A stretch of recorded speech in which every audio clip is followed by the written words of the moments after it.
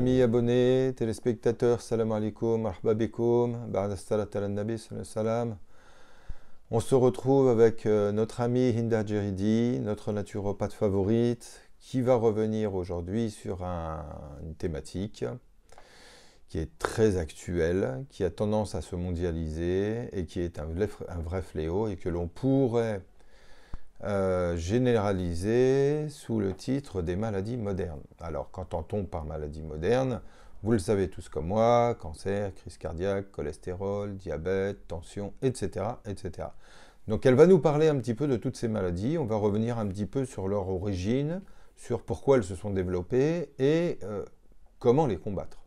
Hinda, bonjour. Salam alaikum. Bonjour. Heureux de te retrouver encore aujourd'hui, où on va aborder un sujet qui, je dirais, quasiment nous touche tous aujourd'hui.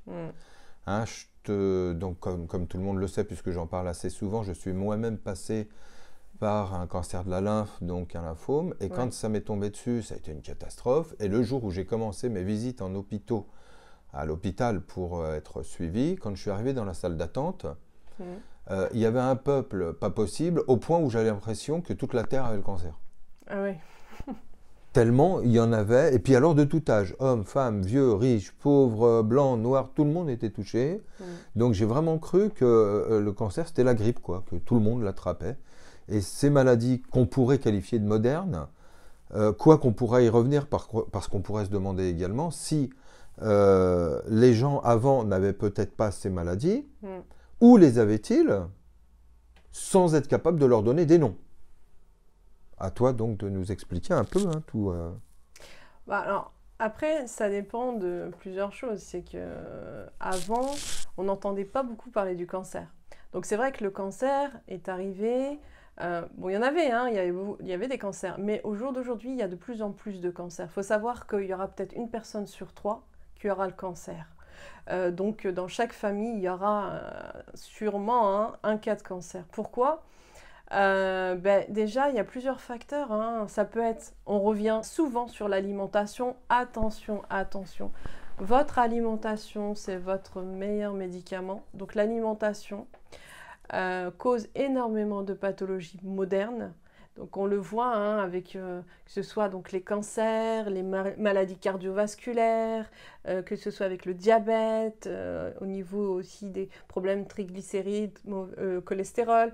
Donc tout ça vient avec plusieurs facteurs. Donc il y a le facteur alimentaire, il y a le facteur stress, donc le facteur émotionnel, il y a le facteur environnement, il y a aussi le facteur héréditaire. Voilà, il y a aussi il y a plusieurs facteurs. Donc tout ça, il faut prendre l'individu dans sa totalité. Encore une fois, la thérapie holistique, c'est prendre l'individu dans sa totalité et de comprendre donc pourquoi il y a de plus en plus de cas de problèmes modernes. On en parlait justement de ces problèmes-là avec justement les populations qui avaient une agriculture biologique saine et lorsqu'on a importé dans leur pays des fast-food, une agriculture industrielle avec des produits chimiques, voilà, avec, les etc., pesticides etc. qui sont aussi des perturbateurs endocriniens qui causent aussi beaucoup de problèmes de santé. Les maladies sont arrivées avec. Oui, les maladies sont arrivées avec. Les maladies sont arrivées aussi avec quoi? Avec aussi, bon, on a tous nos portables, tout ce qui est Wi-Fi, tout ça, ce sont des ondes, on va dire, qui créent une pollution électromagnétique et qui créent aussi la pathologie. Donc là aussi, il faut vraiment mettre tous ces facteurs en avant. Il faut savoir, au niveau, par exemple, des maladies cardiovasculaires, en France, il y a, je crois, par an, plus de 100 000 cas d'infarctus. Sans compter que dans les 100 000 cas, il y a 20%, ce sont des personnes qui ont moins de 55 ans. C'est-à-dire qu'il y a de plus en plus de jeunes qui font des infarctus.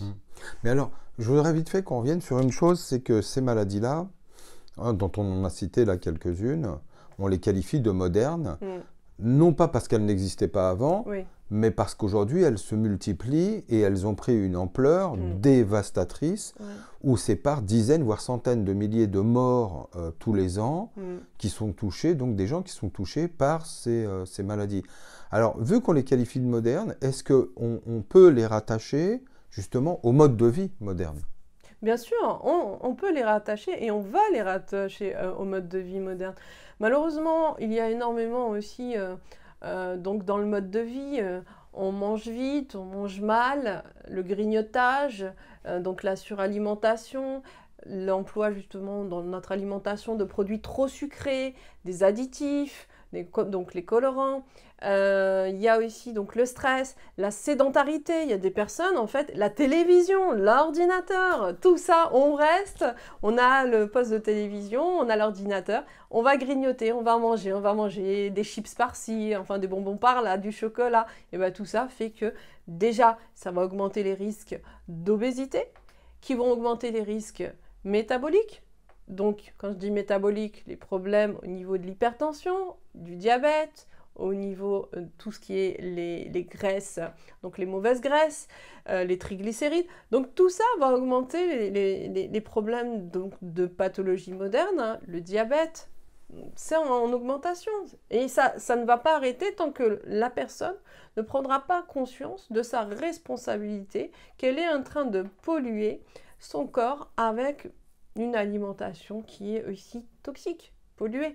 Donc là aussi, il faut faire attention à son mode de vie. Pour revenir à ta question, le mode de vie est essentiel. C'est-à-dire quoi? Je dois avoir un sommeil de qualité. Ça, c'est important. Et en quantité suffisante, on conseille 7 heures, pas plus ni moins. Je dois avoir une alimentation la plus équilibrée, la plus saine, la plus biologique si on peut. Ou alors une alimentation locale, c'est le petit agriculteur. On doit aussi faire attention à l'émotionnel, au stress, et avoir aussi une activité physique. Si on ne peut pas, ne serait-ce qu'une demi-heure de marche tous les jours, ça c'est important. Donc tout ça, ce sont des paramètres à prendre en compte si on veut éviter d'avoir la pathologie donc, moderne. Je reviens sur le grignotage. Plus vous allez grignoter, plus vous allez fatiguer votre organisme. Il y a une envolée des cancers, ne serait-ce que chez les bébés. Il y a des bébés, des enfants, des femmes. On voit chez la femme cancer de l'utérus, cancer du sein, chez l'homme, cancer de la prostate. Bon, il y a une envolée de tous ces cancers-là. Donc maintenant, il faut prendre conscience de notre responsabilité que l'on a à justement revenir aux sources. Revenir à une alimentation la plus équilibrée, la plus saine possible. Mais quand je parle d'alimentation, c'est pas que l'alimentation solide. On y revient, c'est l'alimentation spirituelle. C'est aussi nos pensées. Nos pensées, pareil, sont polluantes et peuvent causer les pathologies donc, modernes.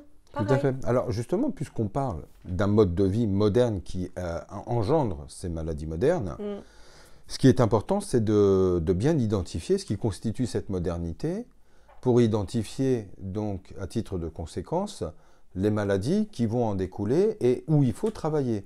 Et plus que de travailler, comme le fait la médecine allopathique, dans la symptomatique, ce qu'il faut, c'est aller travailler sur le fond. Et n'ayons pas peur des mots, il faut être capable de changer de mode de vie. C'est impératif. Bien sûr. Parce que moi, je compare toujours ça. Tu sais, on a un lavabo, un robinet qui est ouvert et qui est fermé, l'eau déborde et coule par terre. On prend une serpillière pour éponger par terre, mais on ne ferme pas le robinet. Donc ça veut dire qu'on peut éponger tant qu'on veut, ça va continuer. Tant qu'on ne va pas à la source, qu'on ne ferme pas le robinet pour espérer qu'à un moment donné, une fois épongé, l'eau ne coule plus, c'est exactement pareil. C'est que quand on ne va pas à la source du mode de vie, alors on va prendre justement quelques exemples.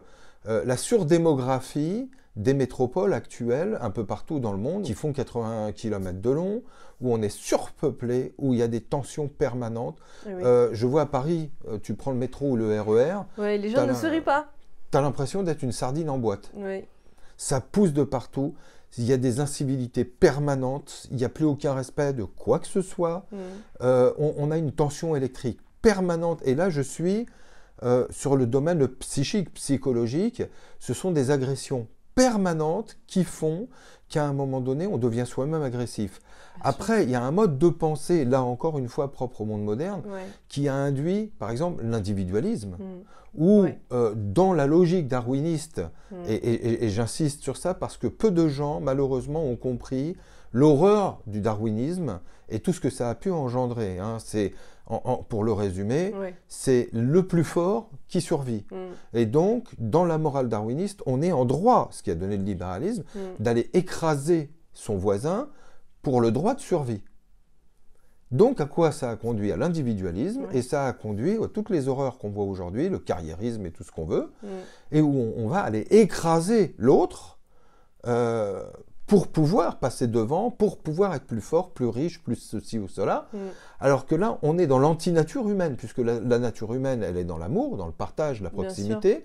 Là, on est, mais dans l'inverse. Or, quand on est dans un inverse de notre constitution primordiale, foncière, de notre raison d'être, on est nécessairement dans une logique de destruction. Or, tout ça, et là je conseille La crise du monde moderne de René Guénon, où il identifie bien ce chaos social, ce nihilisme dans lequel on est. Durkheim qui disait que la majorité des suicides sont l'aboutissement à une réalité de non-sens, et n'ayant aucunement de sens dans leur vie, et ne voyant plus la porte éventuelle d'une quête de sens dans leur vie, les gens se suicident. Et là, on est encore dans des mots modernes. Et donc, en tant que naturopathe, quand tu as affaire à quelqu'un, tu travailles justement sur ce fond en revenant sur le mode de vie, en lui conseillant justement, comme tu dis, de marcher, d'aller un peu en forêt, d'aller dans des endroits où il n'y a pas toute cette masse humaine, ces courants humains où on est absorbé et noyé. Qu'est-ce que tu conseilles en fait pour pouvoir se retrouver? De toute façon, en tant que naturopathe, on est obligé de revenir sur le mode de vie. C'est essentiel, puisque de toute façon, au début, on fait un questionnaire pour savoir exactement comment mange l'individu, comment il vit, son environnement, s'il est marié, s'il a des enfants, s'il est célibataire. Il y a plusieurs facteurs. Donc on pose justement ces questions-là, et ce qui amène l'individu à repenser sur sa propre vie, sur pourquoi il en est arrivé à tel type de pathologie. Il faut comprendre une chose, c'est qu'on essaye ensemble de déprogrammer. Encore une fois, je reviendrai souvent sur cette déprogrammation. Si on veut aller mieux, il faut se déprogrammer de mémoires négatives. Parfois, il y a des mémoires qui ne nous appartiennent pas. Ce sont des mémoires transgénérationnelles qui font qu'on va réagir de telle ou telle manière. Par exemple, je ne sais pas moi, un enfant qui n'a pas été désiré, les parents ne vont pas le dire à l'enfant, mais il y a la marque, il y a la mémoire. Cette mémoire, même si c'est dans les non-dits, l'enfant imprègne. Et donc, c'est que inconsciemment, il a été rejeté, même si ça n'a pas été dit par le parent, et il va aller dans un phénomène d'autodestruction où il va avoir un mal-être, une mésestime de lui, et il va aller dans... Parfois, il y a des personnes qui vont avoir des dépendances, que ce soit au niveau de l'alcool, au niveau des jeux, au niveau de la nourriture, la boulimie, et ne comprennent même pas pourquoi ils en arrivent là. Ce sont en fait des compensations par rapport à des mal-être intérieurs beaucoup plus profonds, plus graves, plus anciens. Exactement, mais ça fait partie encore des corps subtils. Parce que ce n'est pas explicite. L'individu ne va pas être bien et il va se poser des questions, il va dire mais je comprends pas pourquoi je suis pas... Par exemple, vous avez des cas de personnes qui sont mariées, qui ont des enfants, qui sont super bien, une bonne carrière et tout, mais ils ont un mal-être et ils s'autodétruisent. Et ils ne comprennent pas. Il faut aller chercher la cause. L'origine, la source au plus profond justement d'elle-même, mais pour comprendre, il faut aller vers les ancêtres. Parce que parfois, ça saute de génération en génération. Et c'est une réalité, ça a un énorme impact, tout a un impact au niveau de l'individu. Donc si on veut réellement que l'individu aille vers une compréhension de pourquoi il en est arrivé là, il faut faire ce cheminement-là, qui est un cheminement qui va amener la personne à repositionner sa vie et à comprendre qu'elle n'a pas apporté des liens toxiques de famille, de génération en génération, qui l'ont amené à vivre de telle ou telle manière. Donc en fait, dans la naturopathie, pas que la naturopathie, hein, toutes les thérapies justement holistiques qui vont amener l'individu à comprendre qu'il a en lui ce potentiel d'auto-guérison, mais qu'il faut avoir cette compréhension et cette acceptation, cette volonté de changer des habitudes qui sont toxiques, eh bien, ces thérapies-là sont bénéfiques dans le sens où elles vont permettre à l'individu de pouvoir s'auto-guérir. C'est quelque chose d'immense. Mais ce n'est pas que l'individu lui-même. C'est de génération en génération. Ça veut dire que si moi, en tant qu'individu, je coupe des liens toxiques de génération en génération, je peux délivrer inconsciemment ma famille. Tout à fait. Et même les générations futures. Et même les générations on le retrouve. Futures, oui. C'était une conscience, hein, ça, quand souvent, dans le passé, et on retrouve nombre de témoignages où quand les gens faisaient des choses graves, les gens les maudissaient, et souvent les maudissaient sur 7 générations. Exactement. Et on le retrouve notamment à travers les rois maudits, Philippe le Bel, etc., où Jacques de Molay va les maudire sur 7 générations, où effectivement il n'y a plus de descendance derrière. Moi je reviendrai sur cette notion-là, toujours de rapport holistique, comme tu parles de naturopathie, où c'est vraiment le centre de la perception de la chose, corps, âme, esprit, ou dans la triple dimension de l'être. Le propre du monde moderne, par exemple, René Guénon dit, c'est cette rupture avec la tradition, et c'est d'avoir placé au centre l'individualité, et d'avoir placé également le matérialisme, voire un humanisme dévié qui est coupé de tout principe, puisqu'un humanisme en rapport avec la transcendance et avec des principes existait, c'était la Futuwa en islam, mais qui a été depuis la Renaissance coupé, et en fait on a une espèce de rupture avec le ciel, si je pourrais m'exprimer symboliquement. Et Guénon disait par exemple, à force d'avoir servi la terre, on en a perdu le ciel, on a trahi le ciel. Est-ce que dans la vie des gens, justement, toutes les compensations qu'on retrouve à travers l'alcool, le sexe, les drogues, la nourriture en excès, donc l'obésité, les choses comme ça, est-ce que finalement ce n'est pas une compensation de ce manque? Puisqu'on a vu par exemple en Orient, comme tu le disais tout à l'heure, dans des régions où le monde moderne est arrivé, les maladies modernes sont arrivées aussi, et les gens ont été touchés par ce même fléau. Les tentatives ont été finalement une tentative de retour à une vie beaucoup plus saine, désindustrialisée et réhumanisée. Quelle est la solution vraiment pour aujourd'hui, nous en Occident, où on est plongé dans la mer matérielle, etc., jusqu'au cou, comment se sortir de ce mode de vie? Alors, il faut savoir que c'est pas du jour au lendemain, parce que aller dire à une personne qui est très matérialiste de tout lâcher, de se dire non, on n'emporte rien avec soi et qu'il faut donner justement, apprendre l'altruisme, la compassion, l'empathie, c'est très difficile. Il faut savoir que ces personnes-là qui sont très matérialistes sont des personnes, la plupart du temps, qui sont dépressives, qui ont un mal-être. Pourquoi? Parce que faut savoir que lorsqu'on n'est pas dans le don de soi et qu'on est dans une société individualiste, égoïste, où on veut toujours plus, on est dans l'insatisfaction. Un être insatisfait est un être qui va être dans le déséquilibre émotionnel et qui va être après dans le déséquilibre au niveau du corps. Beaucoup d'hommes d'affaires qui courent après les traders et tout, ont des problèmes de maladies cardiovasculaires, ont des problèmes d'hypertension, ont des problèmes de dépression. Pourquoi? Parce qu'en fait, ils sont toujours dans l'excès. Et cet excès, cette pollution électromagnétique va créer un déséquilibre ionique qui va créer la maladie.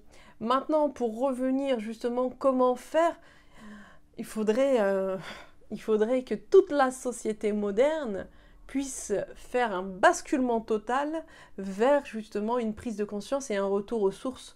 Et pour aller dans le retour aux sources, il faudrait déjà accepter de pouvoir respecter la nature, l'environnement, accepter de respecter les animaux.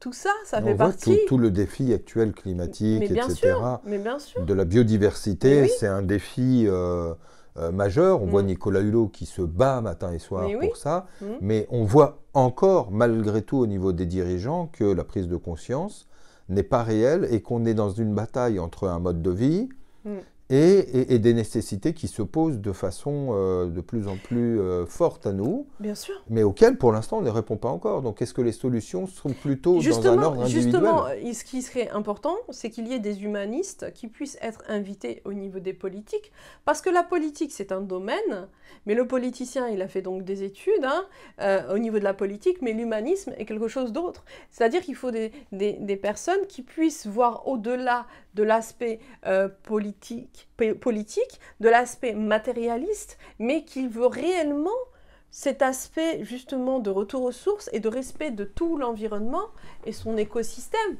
Quand on voit que combien de millions d'abeilles meurent chaque jour et que sans les abeilles, on va mourir. Donc il faut faire attention, s'il y a une espèce qui est en voie de disparition, c'est toute notre espèce qui est en voie de disparition. C'est lié à la biodiversité, bien sûr. Où ce ne sont que des rouages qui sont liés les uns aux autres. Là, on est constamment dans l'excès de vouloir plus, mais arrivé à un moment, cette planète qui nous supporte, qu'est-ce qu'elle va faire? Eh bien, elle va faire les tsunamis, les tremblements de terre, les ouragans, c'est ce qui se passe. Elle va faire quoi? Elle va faire qu'elle ne veut plus pouvoir nous supporter. Les volcans vont se mettre en éruption. Il y aura énormément de catastrophes. Dans le cadre actuel, et on voit l'inertie des politiques, oui. Moi je ne vais pas attendre après eux, donc que puis-je faire moi? À mon niveau d'individu ou familial, que puis-je faire? Alors déjà, c'est se changer soi-même, c'est changer ses propres habitudes, c'est changer son mode de vie, c'est pouvoir, si je suis matérialiste, me dire que en fait je dois prendre de la distance avec cet argent qui malheureusement a changé ma nature. Parce qu'il faut savoir une chose, c'est que la nature première de l'individu n'est pas d'être méchant. L'individu, il naît avec justement un cœur, avec une conscience. Et pour moi, un individu qui naît, un bébé, est un ange. Donc, ce qui va faire que l'individu va aller soit basculer vers l'obscurité ou la lumière, ça va être son vécu. Il y a beaucoup de personnes qui sont matérialistes parce que quand ils étaient jeunes, ils ont manqué d'argent. Ou alors, ils ont eu des chocs émotionnels. Donc, en fait, c'est vraiment revenir sur soi-même. Dans tous les facteurs, dans son alimentation, au niveau de son environnement, faire du bien. Voilà. Si je veux être en meilleure santé, donc dans ce cas-là, je fais plein de bonnes actions. Ce qui permet de respecter notre nature foncière qui est bonne. Bien sûr. Et là, moi, j'identifie un des problèmes, justement, dont tu parlais tout à l'heure, c'est que beaucoup de gens vont connaître des difficultés dans leur vie, qui, au point de vue de la symptomatique, va se traduire par des phénomènes corporels, alors qu'en fait, l'origine est autre part. Et l'erreur, c'est qu'on veut toujours, et très souvent, aller soigner quelque chose qui est d'ordre spirituel ou psychologique par des moyens corporels. Ça ne marchera jamais. Quand dans notre vie, il y a une carence spirituelle, c'est par un apport spirituel qu'on pourra le soigner, et pas par un apport corporel. Ça ne marchera jamais. Et c'est là les compensations, en fait. C'est pour ça qu'il est important, justement, de reconnaître les causes, parce que ce sont les causes qui vont nous amener, justement, à la pathologie. Et il faut rechercher. Donc là, un individu qui, par exemple, il y a des personnes qui vont avoir des problèmes au niveau du cœur suite à, on va dire, une déception amoureuse. Tac, la symptomatique va créer. Pourquoi? Parce qu'ils ne sont pas, par exemple, dans le deuil de cette relation. Ils sont toujours ils sont pas dans le lâcher-prise. Ils pensent toujours à cette relation. Donc cette relation va polluer. Quel organe? Le cœur. Donc en fait, ce qui est important, c'est quoi? C'est de prendre conscience qu'en nous avons toutes les clés de la guérison. Et c'est en acceptant de changer son mode de vie qu'on va aller vers ce processus d'auto-guérison. Donc toutes ces pathologies modernes, toutes ces maladies modernes, le diabète. Après, je ne parle pas des diabètes de type 1 qui sont des pathologies auto-immunes. Ça peut donc justement être génétique, mais il peut y avoir aussi, ça peut être dû à problème viral, bactérien, à la prise de médicaments aussi. Il y a des effets iatrogènes qui font que ça augmente des maladies auto-immunes aussi. Donc là aussi, mais déjà le fait de prendre conscience de cette capacité que nous avons de nous auto-guérir, c'est immense.